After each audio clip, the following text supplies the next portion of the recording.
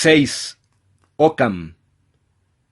De manera más radical que Dante y en la línea de Marsilio, Guillermo de Occam, 1270 a 1347, defiende la superioridad del emperador sobre el papado.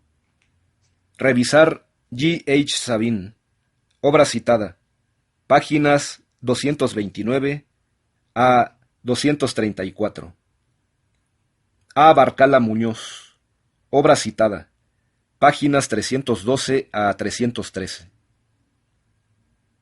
Lo que hace en su opus Nonaginta Dierum, 1330 a 1333, y en su Tractatus de Potestate Imperiali, octo Questiones super protestae ac dignitate papali, 1339 a 1342. También por esta época, y sobre todo defendido por los nominalistas o camistas, se da el conciliarismo, de los que defendían que incluso por encima del Papa como individuo estaba el concilio. Con esto y con las defensas de la autonomía del príncipe respecto de la Iglesia, se ha visto el surgimiento del espíritu laico o del secularismo. Revisar G. de Lagarde. La naissance de l'esprit laïque en déclin du Moyen Age. Bilan du 1948. Páginas 110 y siguientes.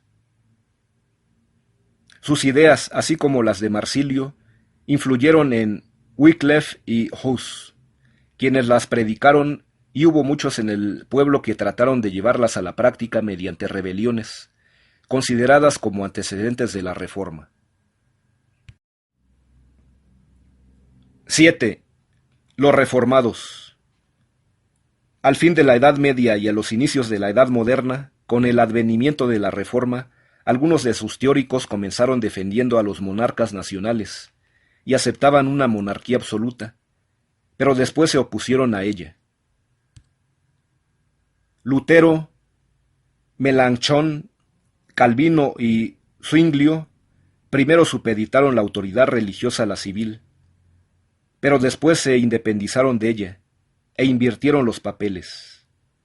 Revisar G. H. Sabin, obra citada, páginas 265 a 287. D. B. Forester, Martín Lutero y Juan Calvino, en Le Strauss. G. Corpsey, obra citada, páginas 305 a 339. Primero defendieron la obediencia pasiva, esto es la sumisión completa a los gobernantes, y luego justificaron el derecho a la resistencia, en el caso en que se opusieran a sus creencias, por lo que desataron algunos movimientos a los que se daba el nombre de monarcómacos. Por eso puede decirse que los autores reformados siguen más de cerca a los escolásticos, por ejemplo a Santo Tomás de Aquino, que a los modernos, por ejemplo a Maquiavelo. Sin embargo, algo tomaron de los humanistas, y aun cuando fueron intolerantes con la herejía, preservaron el ideal liberal del Renacimiento. Lutero y Melanchthon distinguieron los poderes temporal y espiritual. Los monarcas no tenían injerencia en lo espiritual, ni los jerarcas eclesiásticos en los asuntos temporales. También concedían poder absoluto al monarca, por la concesión de Dios o derecho divino, según San Pablo. Calvino abandonó el pasivismo de Lutero y recomendó la acción. También separó Iglesia y Estado, pero no cumplió esa separación y acabó estableciendo una teocracia en Ginebra. Se aceptó la resistencia a los que se oponían a la fe.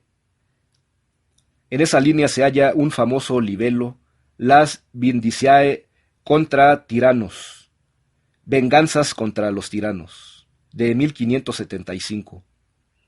Según unos, de Hubert Langet, y según otros de Duplessis Mornay. Defendía la desobediencia al gobernante que preceptuara algo que fuera contra la ley de Dios.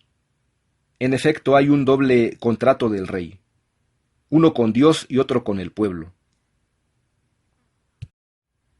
Y gracias a este último se justifica la resistencia a la tiranía. 8. Los escolásticos del 16 al 17. Ya en plena edad moderna, pero en la línea de la escolástica medieval, sobre todo tomista, reflexionaron varios pensadores de diversas órdenes. Destacaron los dominicos, por ejemplo los de Salamanca, pero también y sobre todo los jesuitas, realizadores de la Contrarreforma.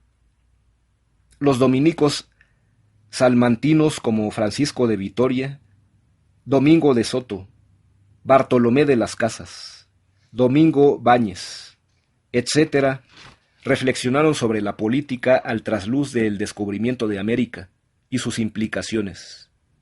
Negaron el poder absoluto del Papa, así como el del emperador.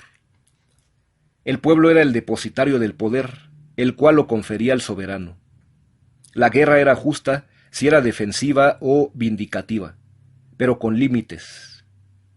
Y en ese sentido la guerra de conquista hecha a los indios no había sido justa. Francisco de Vitoria, 1473 a 1546, fue de los principales teóricos del Estado y del derecho, sobre los que reflexionó en vista de los nuevos descubrimientos y conquistas. Revisar M. Beuchot, La querella de la conquista, México, siglo XXI, 1992, páginas 18 a 40. En su Relectio de Potestate Civili distingue dos tipos de poder, las potestas y las autoritas. La primera es el poder sin más, y la segunda es su ejercicio, concedido por los que la acatan. La potestad regia viene de Dios, pero la autoridad es conferida por el pueblo. En su Relectio de Potestate Ecclesiae, Vitoria habla de su poder moderado del Papa, según los lineamientos ya trazados por el propio Santo Tomás. En sus dos reelecciones, De Indis habla de la guerra y el derecho internacional. Así como de un Estado busca el bien común de los ciudadanos, así la comunidad de naciones debe buscar el bien común de los Estados, de la humanidad, aunque no haya un derecho positivo sobre eso. Existe el derecho de gentes apegado al derecho natural. También se opusieron a la monarquía absoluta y sostuvieron una autoridad papal moderada muchos teóricos de la Contrarreforma, a saber los jesuitas. Consultar G. H. Sabin, obra citada, páginas 287 a 291. Como el padre Juan de Mariana, 1563 a 1623, que en su De Rege et Regis Institutione hablaba de un pacto hecho por el pueblo después de un estado natural, o edad de oro, en el que se vuelve imposible el orden y la protección.